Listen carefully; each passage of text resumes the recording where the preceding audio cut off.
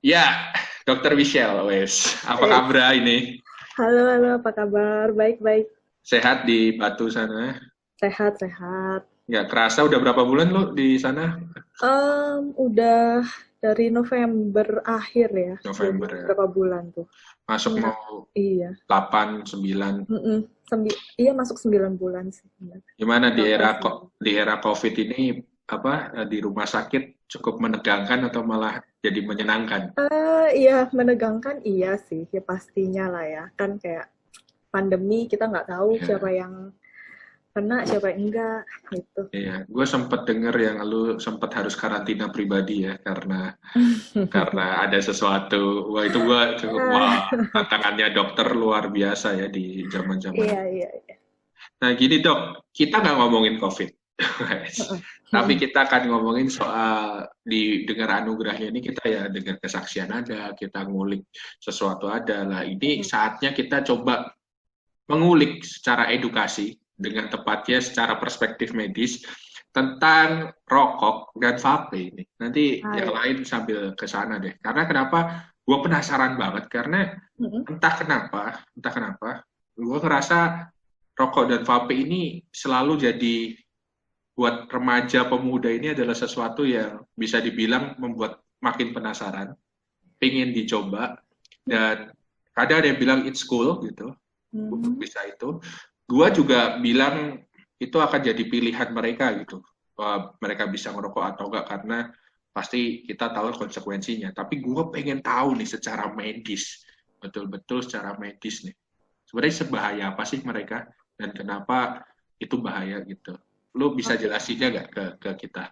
Iya, iya tentu, maksudnya kita selama ini tahu ya kalau misalnya rokok tuh, kita paling banyak taunya kayak rokok tuh bahaya buat paru-paru paling banyak kan pasti Betul, bilangnya. betul. Kanker paru gitu kan pasti yang kita tahu. Jantung, Ya, tapi sebenarnya banyak efek-efek lain dari rokok yang bisa mempengaruhi tubuh kita. efek Lebih, lain. iya maksudnya lebih banyak bisa ke organ-organ lain selain cuma ke paru atau ke jantung Apa kita. tuh kalau boleh tahu?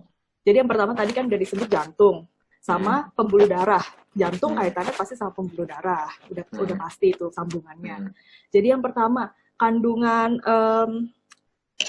penyakit jantung ini dia bisa nyebabin sorry sorry. Jadi rokok ini bisa menyebabkan meningkatnya resiko terkena penyakit jantung koroner. Oh, Itu yang I see. pertama.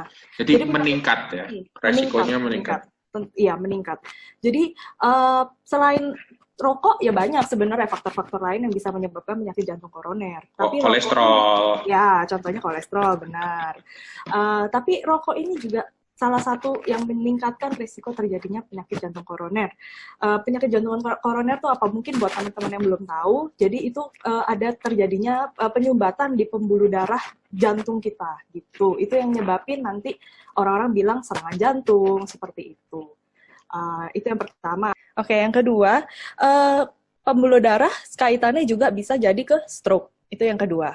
Stroke itu Jadi kalau nggak salah otak kan kaitannya. iya, benar. Jadi kaitannya ke otak. Stroke itu ada dua, bisa pecah pembuluh darah sama bisa tersumbat Aduh, gitu. Jadi stroke itu apa? Stroke itu ya jadi tiba-tiba orangnya jadi lemas separuh, bicaranya pelo, seperti itu. Itu yang kita sebut dengan gejala stroke. Dan itu bisa meningkatkan resiko, merokok itu bisa meningkatkan resiko terjadinya stroke tersebut. ini kalau boleh nyela nih dok. Tadi Mm-mm. kan ngomong soal tersumbat-tersumbat berkali-kali. Mhm. Yang bikin nyumbat apanya rokok sih?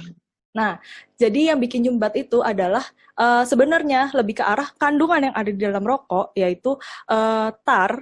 Tar itu tuh bisa nyebabin darah kita tuh lebih gampang menggumpal. Jadi terjadi Ah, penggumpalan darah dan itu yang nyumbat si aliran pembuluh darah kita, baik yang ada di jantung maupun yang ada di otak. Seperti paham, itu. paham. Jadi kandungan di dalam rokok itulah yang membuat tersumbatnya aliran Iya. darah tubuh kita. Hmm, Kenapa? Karena darahnya itu jadi makin kental gitu. makin Jadi kental. ngefeknya ke situ. Itu. Itu kalau boleh tahu ya, ini kan selalu jadi alasan excuse lah buat banyak orang. Mm-mm. Ini buktinya gue sehat-sehat aja, buktinya gue masih bisa ini. Apakah itu akan akumulatif atau numpuk-numpuk, apakah bisa kapan aja itu terjadi penumpukan itu, tergantung pribadinya masing-masing. Oke, jadi kan kita sebutnya merokok itu adalah faktor risiko. Jadi ya Faktor memang, resiko. iya, faktor risiko. Merokok merupakan faktor risiko yang meningkatkan risiko terjadinya penyumbatan di otak segala macam. Tapi tentu aja misalnya merokok sekarang nih, kita merokok sekarang, emang sih efeknya nggak kita rasakan langsung saat itu juga. Tapi nanti ke depannya seperti itu, misalnya 10 tahun kemudian atau 15 tahun kemudian seperti itu. Karena kan kalau sekarang nih ibaratnya kita masih muda, tentu tubuh kita regenerasi selnya masih bagus Lebih segala macam. bagus, Iya, betul. tapi nanti kalau sudah semakin tua, kan fungsi tubuh juga akan semakin berkurang seperti itu, akan semakin menurun gitu. Dipahami, dipahami. Lanjutin dok kalau ada yang mau dilanjutin. Oke, oke. Terus selain membuat darah jadi kental, yang kedua dia bisa meningkatkan tekanan darah di dalam pembuluh darah kita. Itu juga bisa ngerusak ke arah jantung juga bisa gitu. Dan yang menyebabkan jantung kita tuh kerjanya jadi semakin lebih berat. Itu yang Karena lebih merusak lagi. karena kental tadi ya. Iya, karena kandungan tar itu tadi ngentelin darah, terus akhirnya juga tekanannya juga bisa meningkat seperti Berarti itu. secara bahasa masyarakatnya, tar itu bisa nempel di mana-mana dok, pembuluh darah, di dalam darah. Tar itu jadi kandungannya si tar itu ya dalam bahasa lainnya ya dia bisa mempengaruhi ke darah Ke kitanya itu, darahnya. iya kan kekentalan darah yang menyebabkan ya dia akhirnya jadi gampang menggumpal Hmm, gitu. jadi nyumbat itu tadi ya. Iya. Dan selain itu benar juga tadi dia bisa mempengaruhi ke arah penyempitan arteri. Jadi kan arteri kita Nah, tuh elastis seharusnya. betul, betul harusnya. Memang iya harusnya yang bagus ya elastis, dia bisa menyempit bisa melebar seperti itu. Tapi dalam sitar ini dia bisa menyempitkan arteri kita, jadi itu yang menyebabkan terjadinya lebih gampang terjadinya serangan jantung sama stroke itu seperti itu. Dipahami, dipahami. Nah, gua masuk ke sini boleh nggak ya? Jadi kan gini dok, orang Mm-mm. sering tahu nih masalahnya di tar, nih tar nih, nih tar. Mm-mm. Mm-mm. Akhirnya mereka mengganti ke vape. Ya. Bener kan? Kan argumennya Mm-mm. selalu gitu, gantinya ke vape. Ya. Emang beneran bisa aman terusan kalau kita nge-vape? Nah, jadi seperti ini nih, berdasarkan dari sumber-sumber beberapa yang gue baca ya. Ini jadi Eh, ada risetnya. iya, Udah ada risetnya eh, yang kekumpul gitu.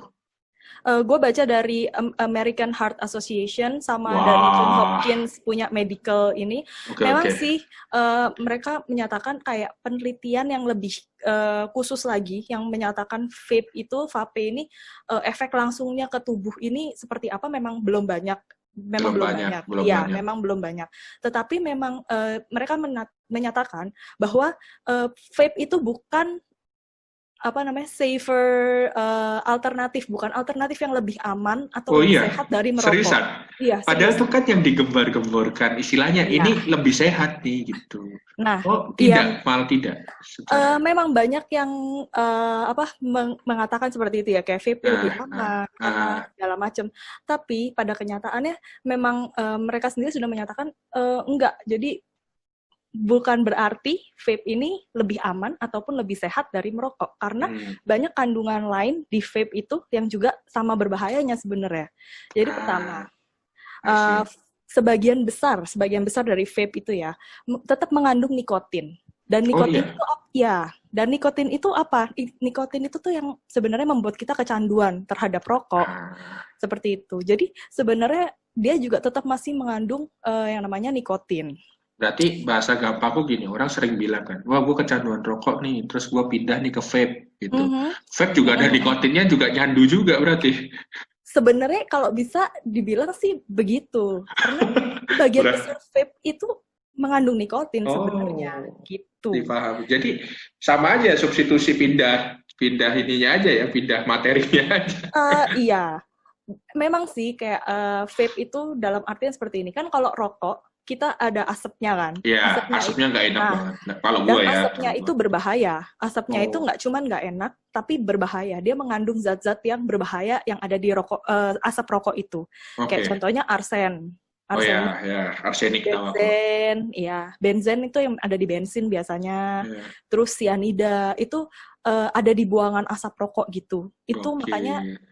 makanya kayak second hand smoker Lebih bahaya kadang. Pasif, ya, perokok pasif itu juga sama berbahayanya, memiliki risiko yang sama untuk terkena kanker dengan sama seperti orang yang merokok gitu, sama berbahayanya jadi gitu. Wah, Nah, berarti emang sih si vape itu nggak mengeluarkan apa bau yang seperti residual, itu. ya, nggak mengeluarkan residual seperti asap rokok.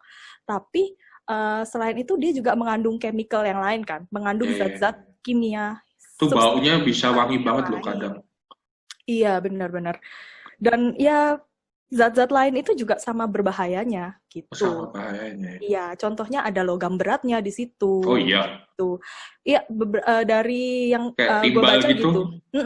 Seriusan? Lebih ke arah nikel, timah, dan timbal. Yang gue baca seperti itu. Gokil. Itu berat banget loh itu, logam-logam. Iya, logam berat. Terus ada juga zat-zat yang bisa menyebabkan kanker juga di vape itu. Gitu.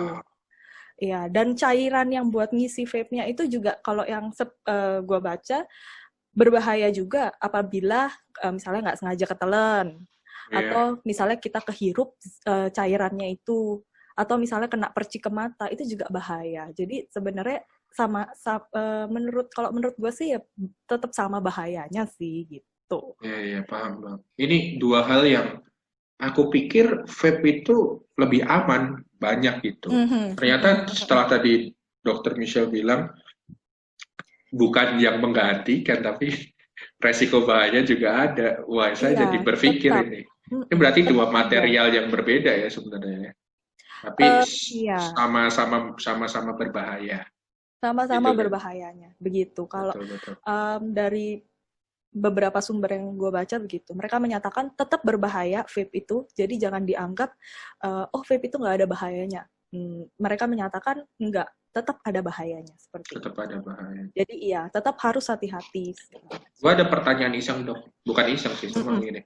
Kadang kan kita terjebak dengan patriarki ya, cowok yang rokok gitu. Tapi realitanya di Jakarta ini udah rokok itu cewek pun juga ngerokok. Bahkan vape pun vape kayak merek. Vape itu udah di mana-mana, itu juga hal yang wajar ya kita temuin gitu. Mungkin dokter ketemu temennya juga hal yang wajar ketemu mereka.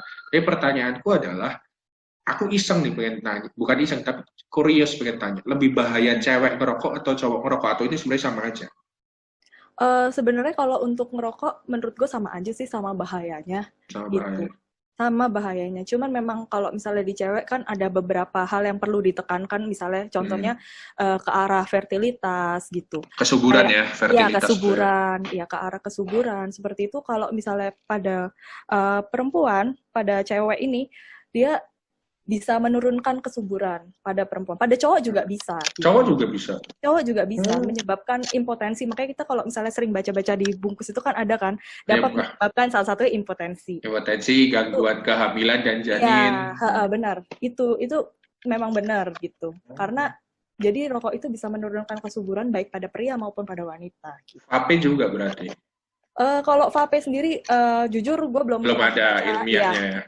Belum ada ya baca kalau misalnya memang dia bisa menurunkan kesuburan dan segala macam. Tapi memang nggak boleh untuk ibu hamil sih. Memang sudah itu udah dibilang nggak boleh untuk ibu hamil.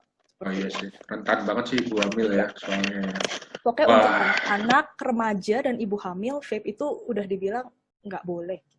Kalau dikata usia, tadi kan ngomong anak-anak itu kalau di medis sampai usia 12 ya? Kalau di medis sebenarnya sampai usia 17 tahun, itu masih dianggap tahun, anak? Itu sebenarnya iya, kalau secara medis ini secara medis? Kalau remaja? Nah, remaja itu berarti usia berapa? Kalau secara sekolah kan remaja itu sebenarnya SMP ke SMA itu kan remaja, teenagers yang ada belasannya itu remaja. Tapi kalau di medik itu anak itu segitu, terus sisanya dewasa gitu. Sebenarnya iya. Jadi kalau misalnya kayak pembagian, misalnya mau ke spesialis anak atau spesialis yang dewasa itu kayak gitu sebenarnya ya? Dari usia umurnya gitu sih. Gue tahu juga kayak di obat itu kan ada tulisannya kan, dosis untuk anak, terus langsung dosis dewasa gitu. Gue gak pernah ada remaja nangkap. Jadi memang dua hal ini tuh tidak baik untuk secara medis tadi ilmiah dengan kajian itu tadi, ini nggak baik untuk usia-usia anak. Bahkan kalau di ngomong remaja juga, karena bisa juga mengganggu perkembangan tubuh mereka yang nanti ke depannya berefek jangka panjangnya tidak baik begitu? Lebih ke arah terutama ke arah perkembangan otak. Oh, seriusan? Ya, jadi berdasarkan dari itu literatur yang gue baca, dia bisa mengganggu ke perkembangan otak, makanya nggak boleh untuk anak, remaja, dan ibu hamil. Karena dia bisa ke janin, nanti jatuhnya janinnya juga terefek dari situ. Nangkep. Ini otak ini kecanduannya ya, berarti yang harus kita sadarin bahwa dua hal ini masuknya itu di kecanduannya kalau gue ngeliat loh ya. Karena ini bikin adiktif kan, tuh hal-hal ini tuh. Jadi kalau udah adiktif, ya kita tahu itu bahaya ya disikat aja gitu. Iya. Wow. Lu sendiri pernah nanganin kasus-kasus gini nggak di rumah sakit? Maksudnya kasus yang kecanduan?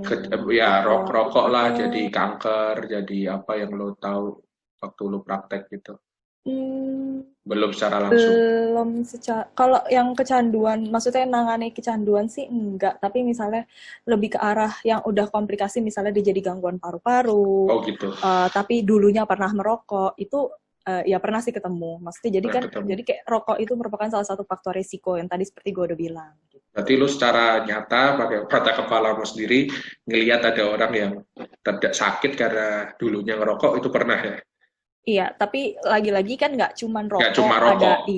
Tapi betul. Rokok merupakan salah satu faktor resiko. Faktor resiko. Wah, menarik nih kalau teman-teman yang dengar Anugurahnya ini nggak tahu nih apakah episode ini jadi episode serem atau tapi gue sendiri jujur terberkati dengan kajian lo tadi, lo bilang vape. Jujur gue ngerasa vape itu bisa substitusi rokok lo sebelumnya. Gue sendiri bisa mikir gitu. Setelah lo jelasin gini, gue jadi ragu gitu. Ini sama bahayanya dengan rokok. Banyak yang memang salah salah persepsi ya mungkin ya. Yang bilang vape itu merupakan cara untuk berhenti ngerokok. Iya. Sebenarnya bukan. Belum terbukti efektif kalau vape itu bisa membuat seseorang itu berhenti merokok. Jadi memang lebih kalau misalnya memang mau berhenti merokok ya harus memang melakukan terapi gitu. Terapi yang sudah terbukti secara medis. Seperti itu. Jadi sebelum berpikir untuk ke arah mendingan gue ganti vape nih daripada ngerokok, maksudnya rokok batangan gitu. Lebih baik jangan berpikir ke arah situ dulu gitu. Karena memang berdasarkan penelitian itu belum terbukti efektif kalau memang vape itu bisa menghentikan kebiasaan merokok. Dan secara aku nggak ngerti ya, kalau yang ngawasi cairan-cairan itu lembaganya BP POM atau apa nggak ngerti. Jadi kayaknya banyak banget cairan-cairan vape ini nggak tahu legalnya, ilegalnya, kandungannya apa. Ini kan kita nggak ngerti kan. Jadi hati-hati kawan-kawan yang dengar ini, apa yang ada di tubuhmu kamu masukkan, kamu nggak tahu itu apa, masa depan taruhannya. Benar. Masa depan taruhannya. Gitu. Oke, Dok. Ada lagi Dok yang mau Dok sampaikan? Iya, tadi selain ke jantung ya. Oh, ini nih, ada fakta penting nih. Jadi kalau misalnya merokok itu dapat meningkatkan resiko terkena serangan jantung itu sebanyak 2 kali lipat dari orang yang nggak merokok. Wow. Dan ya, demikian juga dengan resiko meninggal karena penyakit jantung koroner yang tadi udah dijelasin. Itu bisa meningkat 2 kali lipat pada orang yang merokok ketimbang yang non-smoker. Gitu. Wah. Orang pasif juga bisa? Orang pasif juga sebenarnya risikonya juga tinggi. Kenapa? Karena tadi itu, yang asap rokoknya itu kan tadi juga sama-sama berbahayanya seperti itu. Ya, karena gue nggak ngerti apakah gue dianggap menghakimi yang dengar atau apa. Gue selalu ketemu orang yang sering rokok, gue bilang, lu nggak sayang sama keluarga lu. Gitu. Terus jawaban mereka adalah, kan yang rokok gue sendiri. Kan mereka nggak kena, tapi kan sebenarnya pasif smoker ini lebih bahaya kan. Terlebih itu sebenarnya gue juga mau ngomong sebenarnya, ntar kalau lu ke rumah sakit yang repot bukan lu sendiri, keluarga lu juga repot. Gue mau ngomong gitu. Coba ya kadang nggak gampang ngomong gitu ke depan. Iya benar sih, passive smoker itu juga sama berbahayanya. Jadi bukan berarti karena nggak kelihatan terus berarti hal tersebut nggak berbahaya. gitu. Jadi kan kayak dalam Wah, menarik. iya, Bukan berarti yang nggak kelihatan nggak kelihatan, itu. bukan berarti nggak berbahaya gitu. Wah, Karena kan tadi asap rokok, ya mungkin kita nggak lihat kan kandungannya, di dalam ada apanya, ada arseniknya kah, atau ada benzennya. Kita kan nggak bisa lihat itu kan. Terus kita nganggap, oh ya udahlah nggak bahaya, toh juga yang rokok kan saya gitu. Bukan berarti hal itu nggak berbahaya buat keluarga kita. Iya. Jadi kasus corona kan juga gitu. Bukan berarti tidak kelihatan mata tidak berbahaya. Weh, Yes, saudara. benar. Orang yang meninggal banyak itu kelihatan mata. Iya. Betul. Jadi, wah, ini banyak banget ya info yang gua dapat tentang rokok dan juga vape nih. Iya. Jadi, kalau gua sekarang sadar nih, ibarat kata gua sadar bahwa ini nggak baik buat gua dan gua pengen keluar nih, Dok, Yes. dari kecanduan. Apa sih yang harus gua lakuin supaya gua bisa keluar dari kecanduan ini? Oke, kalau menurut gue cara yang paling simple itu maksudnya yang kita bisa lakuin sehari-hari ya.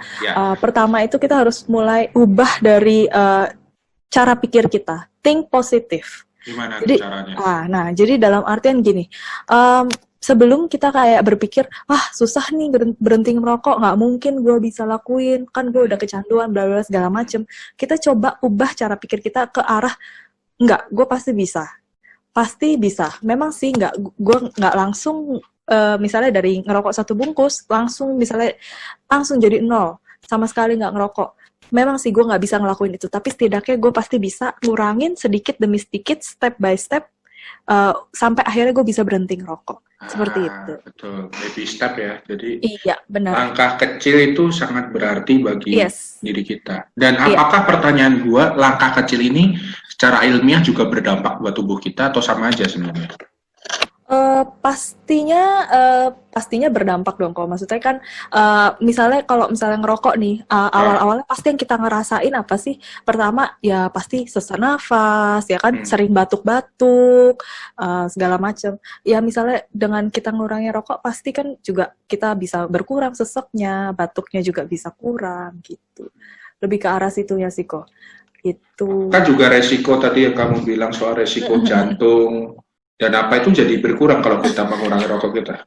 Nah, itu. Jadi ada good news-nya nih, kok. Jadi kan tadi gue cuma ngasih tahu nih, resikonya bisa meningkat 2 kali lipat. Kayak kesannya, wah serem banget kan. Ya, betul. Tapi jangan putus harapan dulu. Karena gini, berdasarkan dari tadi yang gue baca, sumber yang gue baca, bahwa dengan kita berhenti ngerokok 1 tahun saja, itu sudah ngurangin resiko yang tadi itu sebanyak setengahnya. Jadi resiko yang tadi itu udah berkurang setengahnya. Jadi simpelnya gini ya, tadi itu kita resikonya 2 kali lebih.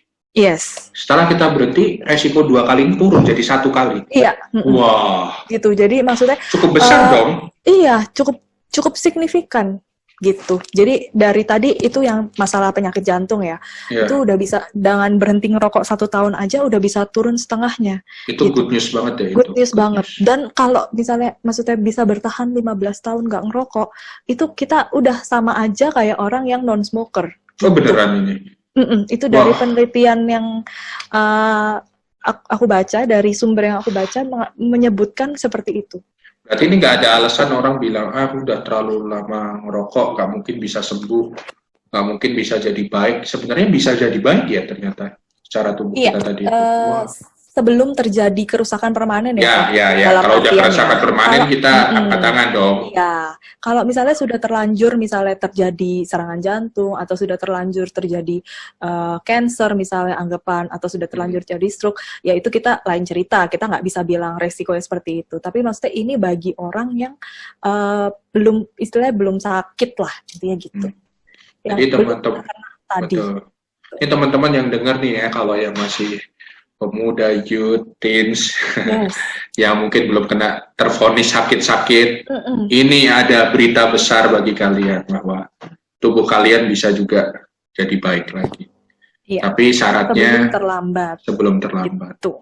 Ini gue baru denger ini loh, seriusan. Wah, ini jurnalnya menarik ya. Ini orang-orang gini kita nggak pernah baca jurnal medis ya, iyalah. Tapi ini serius, ini berkat banget, anugerah buat gue denger kayak gini. Tadi lu bilang pertama bahwa mindset-nya harus positif. Kemudian ada lagi nggak? Apa yang harus kita lakukan? Nah, yang kedua kita bisa buat plan. Jadi maksudnya bikin plan untuk ngurangi merokok. Jadi misalnya nih kan kita tadi yang seperti gue udah bilang, susah lah pasti untuk dari satu bungkus jadi tiba-tiba nggak ngerokok sama sekali, pasti susah, gue tahu. Jadi bisa caranya adalah dikurangi bertahap-bertahap. Jadi misalnya making plan, oh iya deh, ya udah kalau gitu selama seminggu misalnya, gue mau kurangin dari satu bungkus, jadi kurangin deh dua batang atau 3 batang gitu. Dan harus dilakukan berulang-ulang karena kayak menurut gue kebiasaan atau habit itu adalah kalau kita lakukan suatu tindakan berulang-ulang gitu. Paham. Jadi artiannya niatan kita ini nggak cuma jadi niat tapi juga jadi habit. Harus dilakukan. Jangan cuman kayak kita niat, oh iya gue niat tapi nggak ada nggak ada aksi nyatanya. Betul, nggak ada aksi nyatanya. Salah satunya dengan ngeplan tadi ya. Dan itu nggak masalah kita bertahap demi sedikit. Sebenarnya nyambung sama yang pertama tadi ya. Yes. Nggak masalah, karena maksudnya dibanding kita terus-menerus, dibanding kita dalam tanda kutip menyerah, lebih baik kita nggak apa-apa, baby step by step. Tapi yang penting ada kemajuannya terus sampai akhirnya kita bisa stop sama sekali. Betul. Gue jadi ingat bokap gue deh dulu, dia 2 tahun deh kalau aku nggak salah ngitung berhenti rokok. Itu gitu, 16 biji satu pak yang gede turun ke 12. 12 turun ke jadi satu pak dua hari. Terus lama-lama jadi enggak gitu. Dan itu memang butuh waktu. Kita supportnya ya kita pengertian, enggak tiba-tiba mohon maaf, gua nggak pernah bilang papaku pas ngurangin aku kayaknya enggak, aku seingatku aku nggak pernah bilang kayak apa ini niat nggak sih berhenti nggak gitu sih. Gua ngerasa ingat kok kalau papaku berubah pelan-pelan kita tetap support terus kok. Benar. Ya. Apalagi nih? Ya, menyambungnya dari tadi udah Dante bilang, support system itu perlu. Oh, jadi benar ya, support system. Benar. Ya? Support system dan mencari komunitas yang sama-sama nggak merokok seperti itu kok.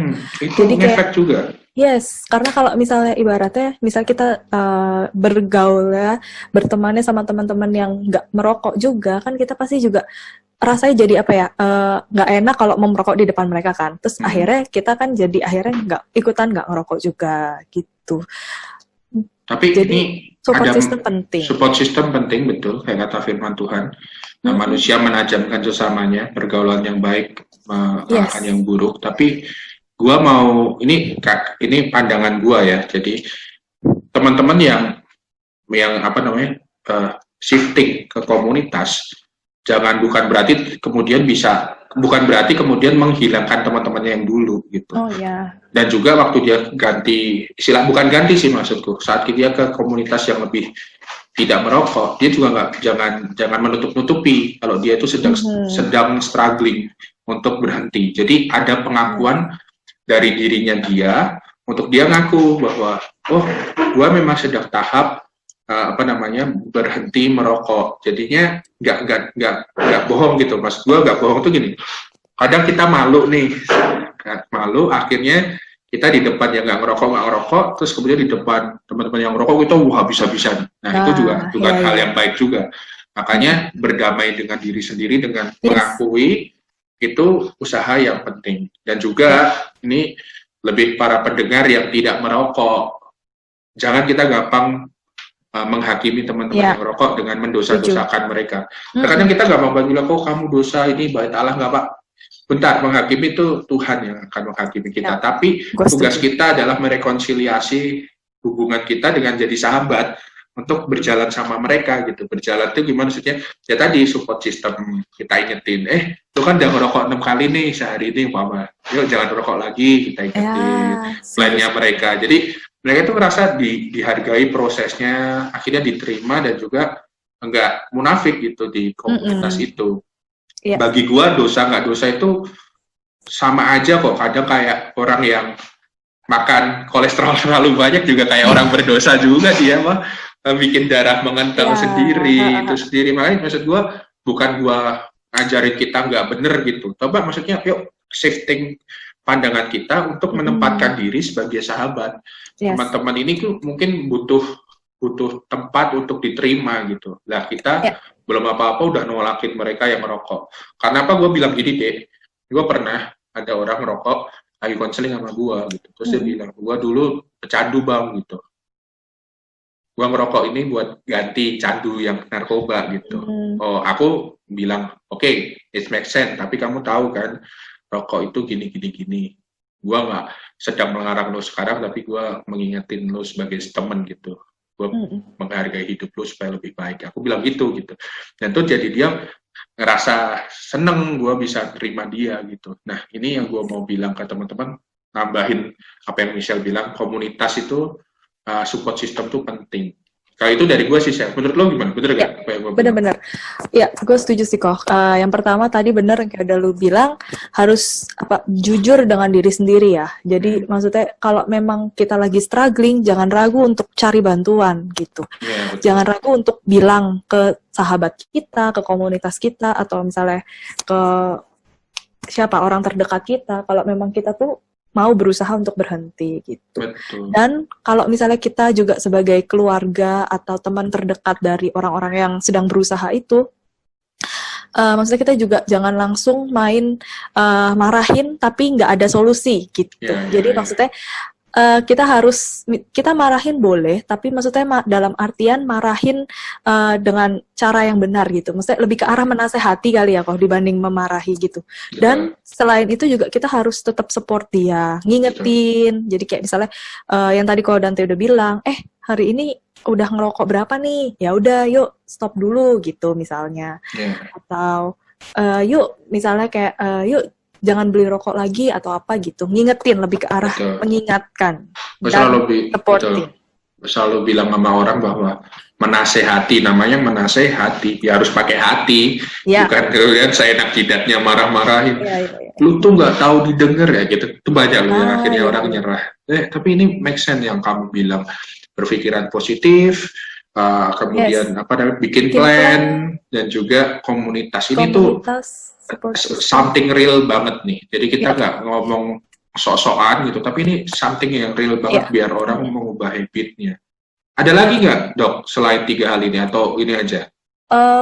Ya, tentunya kalau misalnya memang sendiri kita nggak bisa, atau misalnya kita malu untuk ngomong ke teman kita atau ke keluarga, ya misalnya seperti itu, terus misalnya kita punya kenalan dokter atau ya kita punya dokter keluarga, ya kita bisa minta bantuan dari pihak medis juga bisa, maksudnya iya. Jadi mereka kan juga bisa membantu gimana misalnya membantu buat plan, gimana caranya untuk ngurangin seperti itu. Dan gitu, terlebih daripada itu semua, kita itu dimampukan Kristus, kita udah dimerdekakan, dan Tuhan yang memampukan kita. Kalau kita datang pada Dia, gue yakin apa aja kita dimampukan sih. Salah satunya terbebas dari kecanduan rokok ataupun mungkin kecanduan vape. Di luar sana ada banyak kecanduan film porno kah, kecanduan bensin, lem, atau banyak banget. Tapi bahkan kecanduan ini yang sekarang banget nih, jadi YouTuber yang nggak berfungsi. Itu tuh banyak loh, orang-orang tuh nggak tahu cari perhatian gitu. Tapi balik, kalau kita tahu itu bukan yang benar, datang kepada Tuhan, gue yakin Tuhan akan mampukan kita dan mempertemukan dengan orang-orang yang juga akan support kita gitu. Tugas kita aja jadi sahabat buat mereka. Wah, ini kalau dokternya kayak lu gini sih, orang berhenti ngerokok sih, Sel. Waduh, semoga ya kok.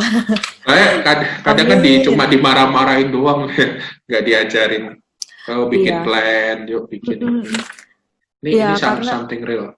Memang sebenarnya kan karena kita semua tahu lah ya, pasti susah yang namanya mau berhenti gitu. Susah banget gitu. Seperti saya susah berhenti makan nasi uduk. Waduh. Saya harus mengurangi. Harus bikin plan juga itu kok, berarti kok. Misalnya seminggu 3 kali. Ntar kurang seminggu jadi cuma boleh 2 kali. Saya malu. Berkurang seminggu sekali gitu kok. Saya malu. Gak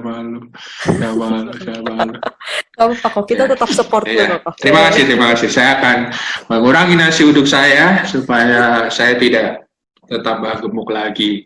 Ini thank you loh, Sel. Seriously ngingetin kita untuk benar-benar melangkah yang paling kecil itu seperti apa. Yes, jangan malu sih kalau menurut gue, walaupun cuman baru bisa 1 step mengurangi 1 batang rokok, itu udah menurut gue itu udah suatu kemajuan Worth yang it, penting right? kan, ya kan? Gitu. Satu Ih, batang lama-lama habis kan betul, nanti. tepat Gitu. sekali. Tepat sekali. Ini ada pertanyaan iseng. Gua kalau ada nih, lu sebagai kakak nih, sebagai kakak, ceritanya lu sebagai kakak, nggak dokter, nggak sebagai kakak, ada adik-adik yang bilang, Ci, ini temanku ngajakin apa nge-vape gitu, boleh nggak sih Ci? Lu jawabnya gimana? Gue balik lagi gue akan jawab seperti ini kayak jujur ini emang pilihan tuh ada di tangan lo. Tapi gue cuma mau ngingetin kayak gini. Gue akan kasih tahu tentunya bahaya-bahaya tadi ya nge-vape apa bahayanya bisa bikin kecanduan juga karena tetap mengandung nikotin segala macam. Terus gue akan bilang sekarang tetap pilihan ada di tangan lo. Lu udah tahu bahayanya seperti ini.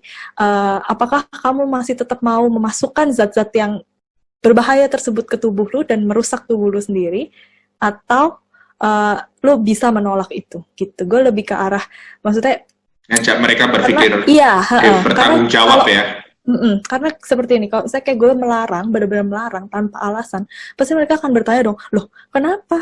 Emang ya suka-suka gue dong hidup-hidup gue gitu. Nah tapi gue di sini lebih ke arah ya udah deh, memang ini hidup-hidup lu, tapi coba lu berpikir ke depannya, memang efeknya lu nggak langsung rasakan sekarang, tapi ke depannya, misalnya setelah nanti lu umur 40-50 tahun, efeknya tuh baru kerasa di umur-umur segitu, gitu.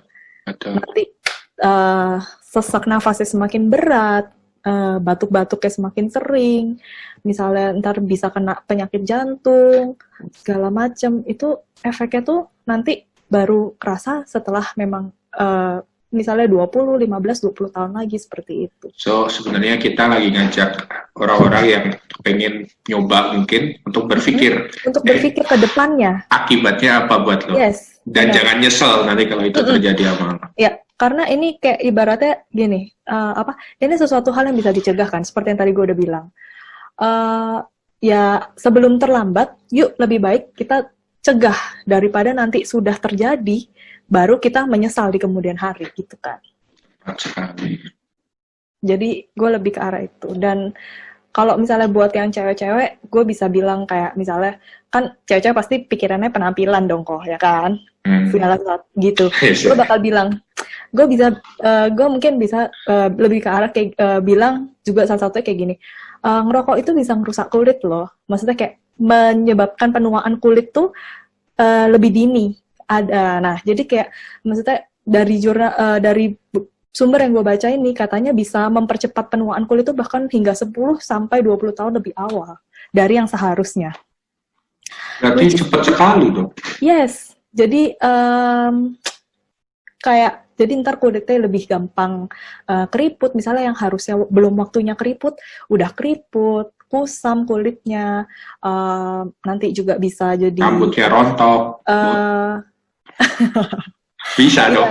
Bisa sih, bisa. Botak, bisa. Nah, terus kayak nanti kulitnya jadi kusam, jadi lebih gelap. Maksudnya kayak ya itu kan baru dari segi penampilan gitu. Itu yang kelihatan. Jadi gue bakal lebih ke arah itu yang kelihatan gitu. Yang enggak pun yang lebih bahaya. Yang kelihatan malah lebih bahaya lagi gitu. Janinnya nggak sehat nanti. Yes, benar. Kanker juga. Kanker, iya, resiko kanker meningkat dengan adanya rokok segala macem. Gitu sih kok. Jadi gue lebih ke arah mengajak untuk berpikir ke depannya gitu. Siap.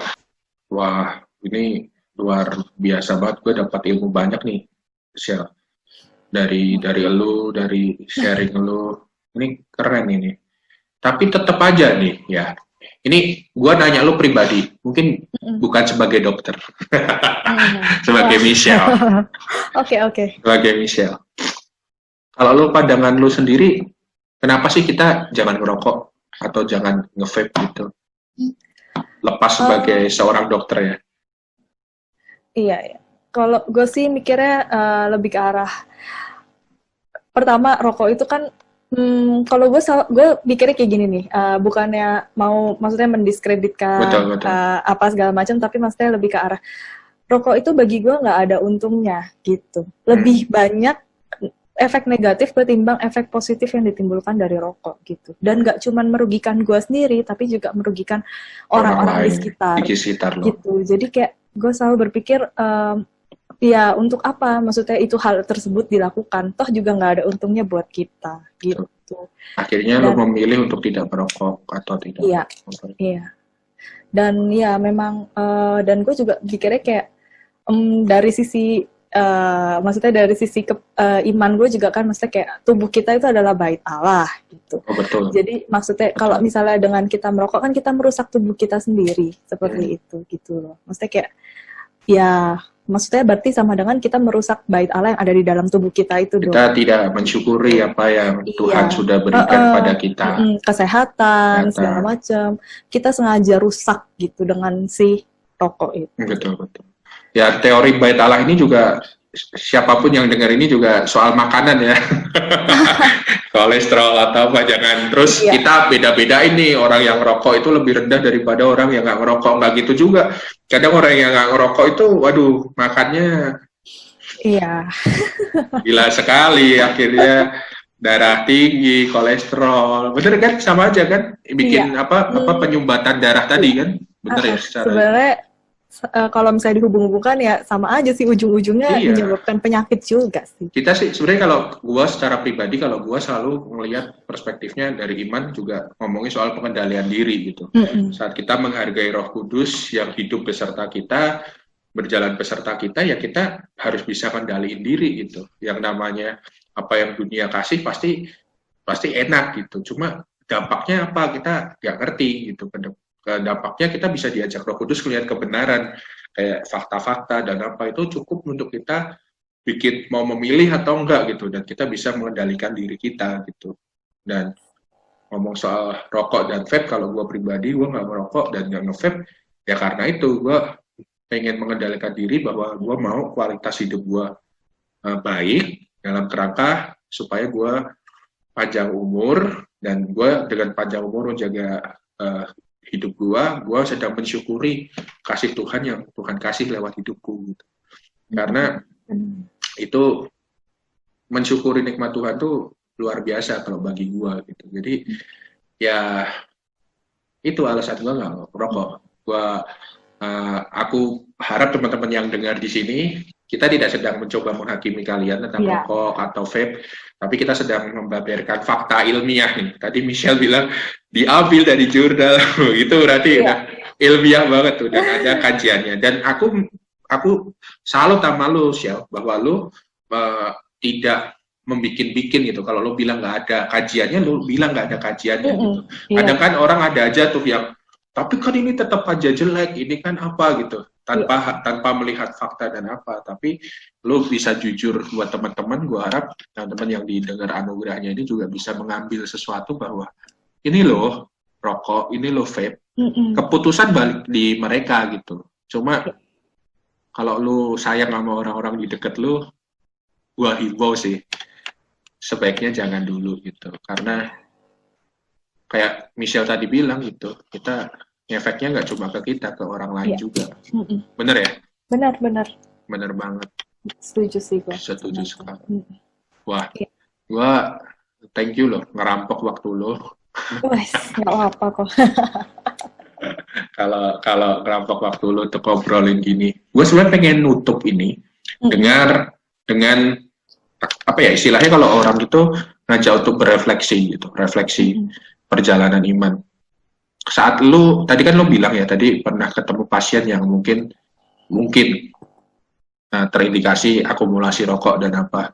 Lu ada refleksi tertentu nggak saat melihat hal itu di dalam kamu bekerja, atau ya udah biasa aja gitu? Kalau boleh tahu, ada nggak? Refleksi